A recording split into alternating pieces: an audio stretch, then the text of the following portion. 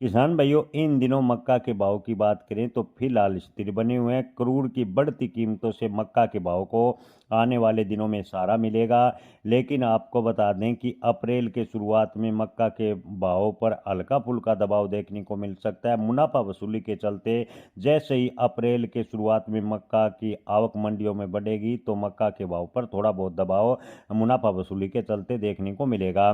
किसान भाइयों, मक्का की सप्लाई की बात करें तो धीरे धीरे बढ़ रही है। दूसरी तरफ मांग उस गति के साथ फिलहाल नहीं है। आपको बता दें कि ओवरऑल स्थिति देखें तो मांग और खपत का फिलहाल संतुलन बना हुआ है।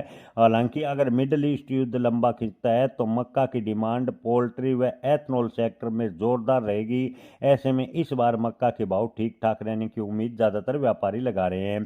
किसान भाइयों, ताजा भाव की बात करें तो अम्बलनेर मंडी में मक्का के भाव 1700 रुपये प्रति क्विंटल शुरुआती दौर में देखने को मिले हैं। तिरुपति स्टार्च प्लांट पर इंदौर की बात करें तो मक्का के भाव 1875, गोकाक में मक्का के भाव 1860, सांगली में मक्का के भाव की बात करें तो शुरुआती दौर में 1975, दाहोद की बात करें तो 2275 रुपये प्रति क्विंटल फिलहाल मक्का देखने को मिल रहे हैं। अंतर्राष्ट्रीय स्तर पर देखें तो CBOT USA यानी मई कॉन्ट्रैक्ट मक्का के भाव 1611 से 1611/466 और जुलाई कॉन्ट्रैक्ट मक्का के भाव 1645/476 पर फिलहाल देखने को मिला है। उत्तर महाराष्ट्र में उत्पादन की बात करें तो पिछले साल के मुकाबले करीबन 10% से 15% तक कम है बताया जा रहा है। निर्यात की बात करें तो निर्यात अभी काफ़ी ठप है। एक्सपोर्ट की डिमांड पूरी तरह खत्म नहीं हुई है। पूरे देश में इस साल मक्का का उत्पादन रिकॉर्ड स्तर पर पहुंचने के भी कुछ व्यापारी अनुमान लगा रहे हैं।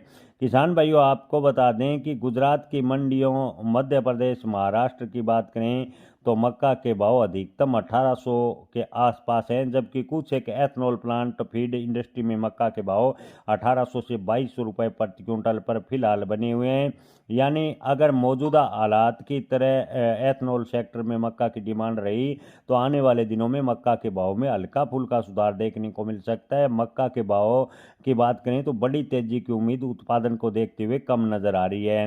हालांकि आपको बता दें कि 4 लाख टन मक्का का निर्यात इन दिनों हुआ है। हालांकि जो ज़्यादातर निर्यात है वह पड़ोसी मुल्क बांग्लादेश, श्रीलंका और नेपाल को हुआ है। रुपए की कमजोरी के कारण एशिया और अफ्रीका में भारतीय मक्का की डिमांड भी ठीक ठाक बनी हुई है।